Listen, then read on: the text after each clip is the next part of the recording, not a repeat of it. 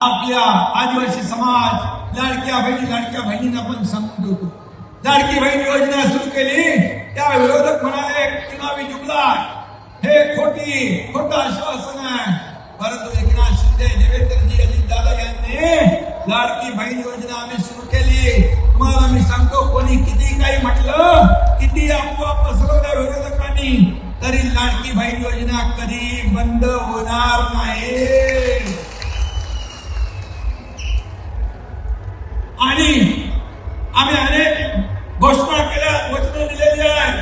शेतकऱ्यांची कर्जमाफी देखील आम्ही म्हणालो. आणि म्हणून सांगतो, हे शब्द देणारं सरकार आहे, शब्द पाळणारं सरकार आहे. आणि म्हणून जे काही आम्ही बोललोय ते टप्प्याटप्प्याने आम्ही पूर्ण केल्याशिवाय राहणार नाही. आम्ही प्रिंटिंग मिस्टेक म्हणणार नाही. माझ्या लाडक्या बहिणींना परत एकदा रक्षाबंधनच्या मनापासून शुभेच्छा देतो. काळजी करू नका, तुमचा लाडका भाऊ तुमच्या सोबत आहे. लाडकी बहीण योजना कधी बंद होणार नाही, बंद होणार नाही. हे पुन्हा नवनवीन बातम्यांसाठी आमच्या मुंबई मराठी न्यूज चॅनलला सबस्क्राईब करा आणि बेल आयकॉनवर क्लिक करायला विसरू नका.